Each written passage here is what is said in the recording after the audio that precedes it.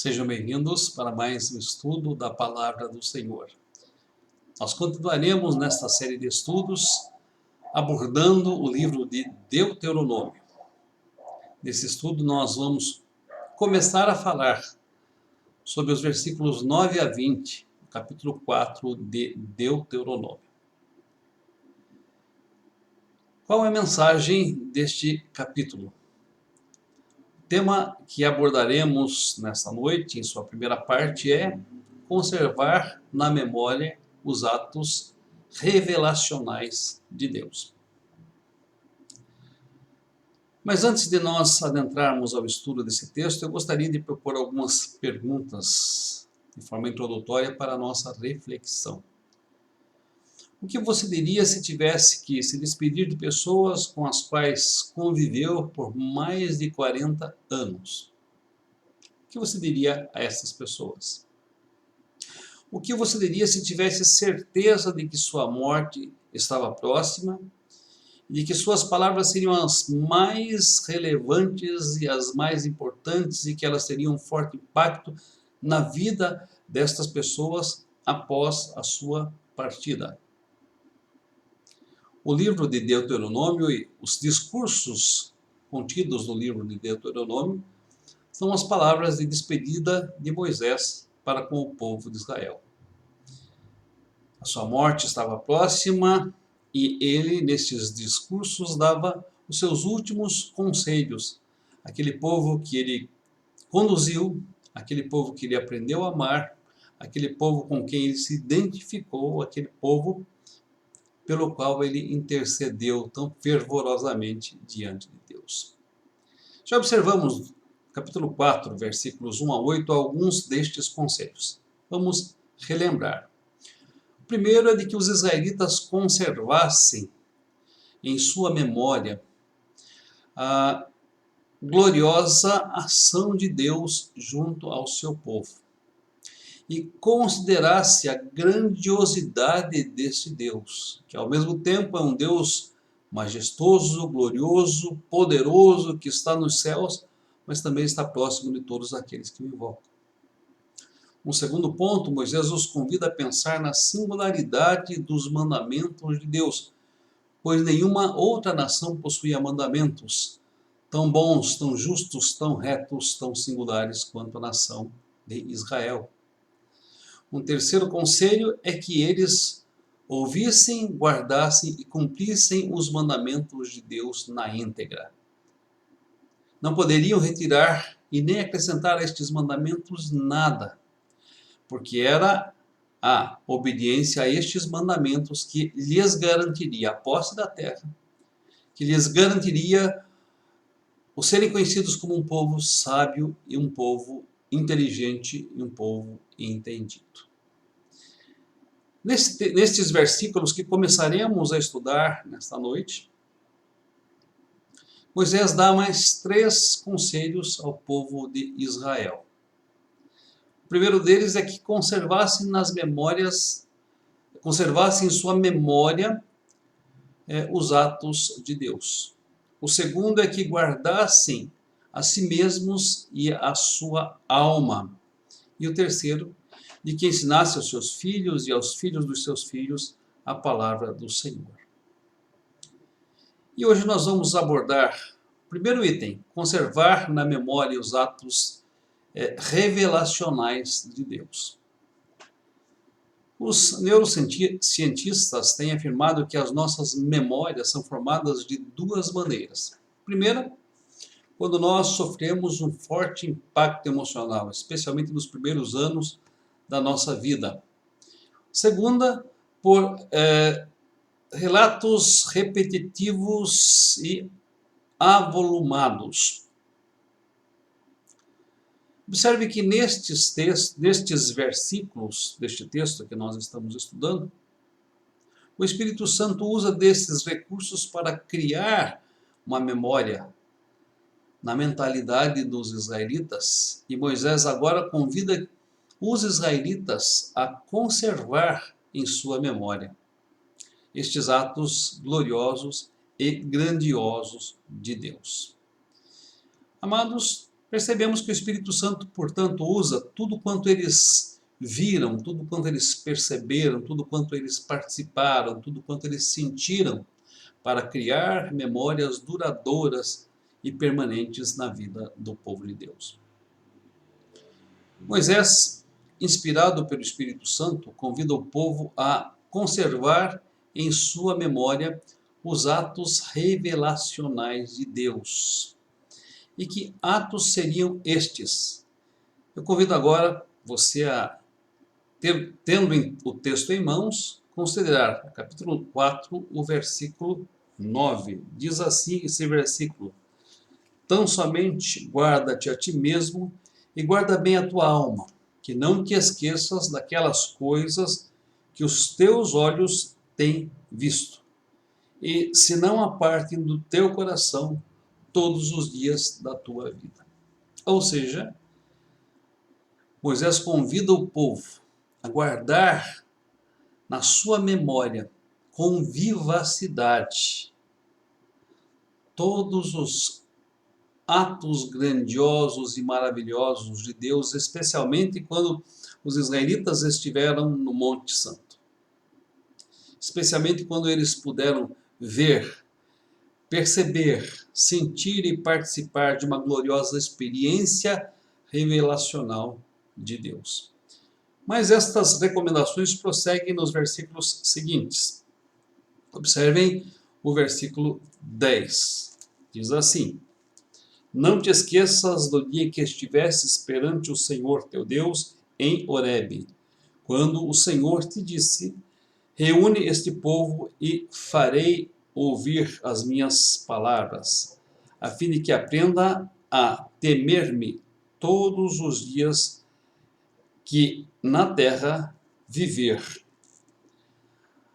Ainda o versículo 11. Então chegastes e vos pusestes de pé no monte, e o monte ardia em fogo até ao meio dos céus, e havia trevas e nuvens e escuridão. E por fim, o versículo 12. Então o Senhor vos falou do meio do fogo, a voz das suas palavras ouvistes, porém, além da voz não vistes aparência nenhuma. Notem que nesses 3 versículos, Moisés está falando dos atos revelacionais de Deus. Eles estiveram no monte perante o Senhor. Eles viram a revelação que ele se deu. Eles viram a grandiosidade, a majestade, a glória e o poder desta revelação. Eles puderam ouvir a voz de Deus falando. Eles puderam perceber os efeitos sensoriais e físicos desta revelação. E o que diz Moisés? Conservem na sua memória os atos revelacionais de Deus. Eles deveriam se lembrar disto sempre, de quão glorioso, de quão espetacular, de quão majestoso, de quão poderoso, de quão visível, de quão palpável foi a revelação de Deus. Meus queridos, vocês conseguem imaginar uma experiência assim? Conseguem imaginar a dramaticidade deste momento? E as sensações e as experiências emocionais do povo de Deus quando participava de tudo isto? Conseguem imaginar o povo de Israel, imaginar-se como povo de Israel naquele lugar? Monte ardendo em fogo até o meio dos céus, trevas e nuvens, densa escuridão e a voz poderosa de Deus falando junto ao povo.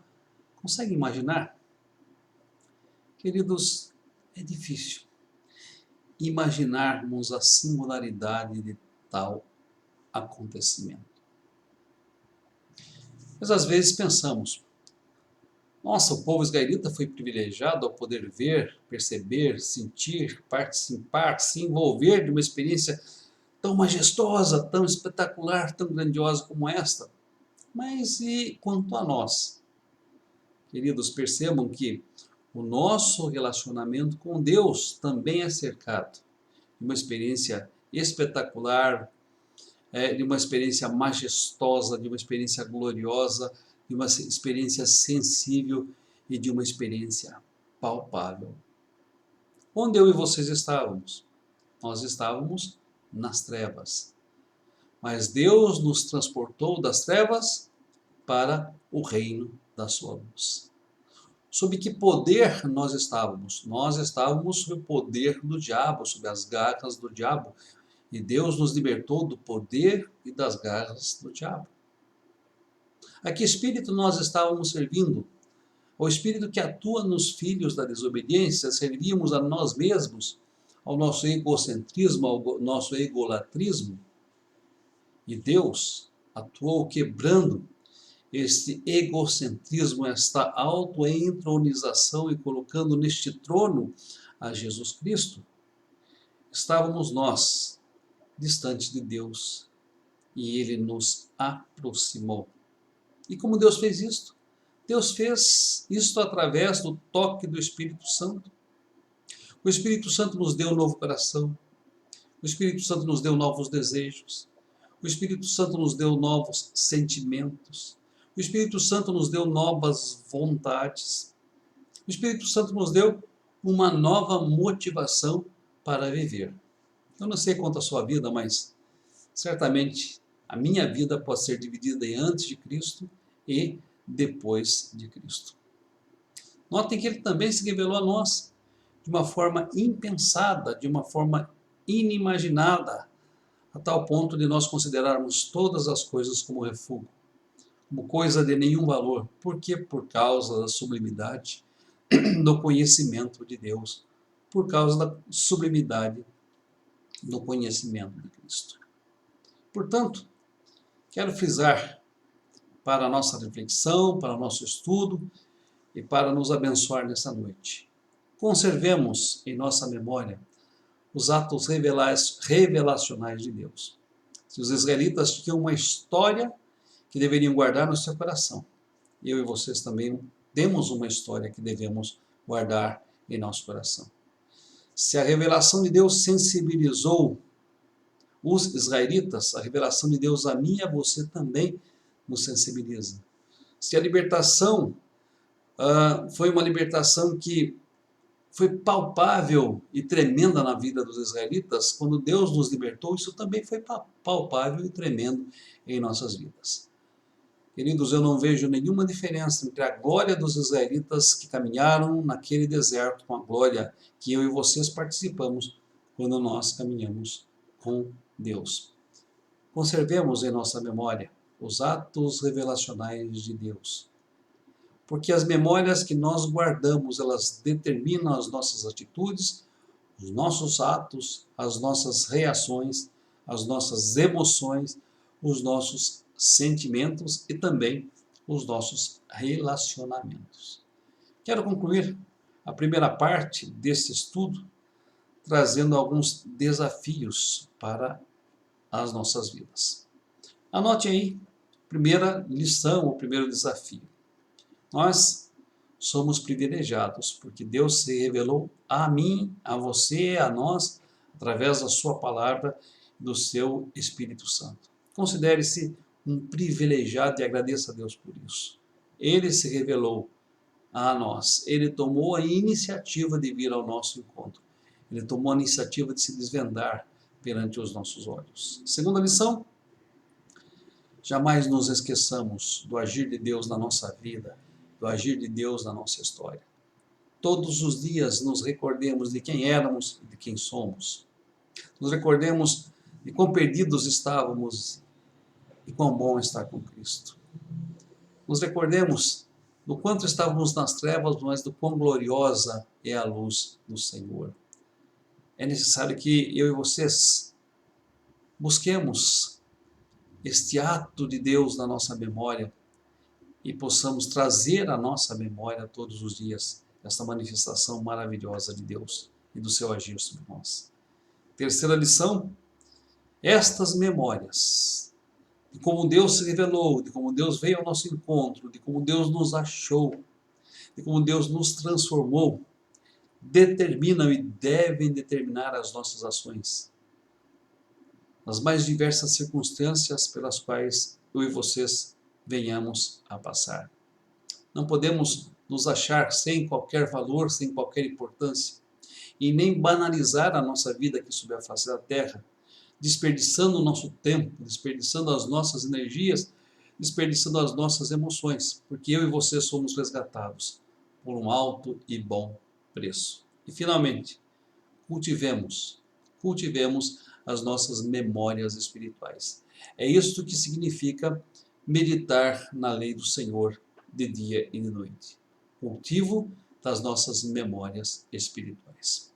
Meu amado irmão, minha amada irmã, querido ouvinte, conserve em sua memória os atos revelacionais de Deus. Eu tenho certeza de que isso impactará a sua vida, abençoará a sua vida, te dará alegria, te dará felicidade, te dará razão para a sua caminhada aqui sobre a face da terra. Deus abençoe você, que Deus abençoe a sua família. Amém.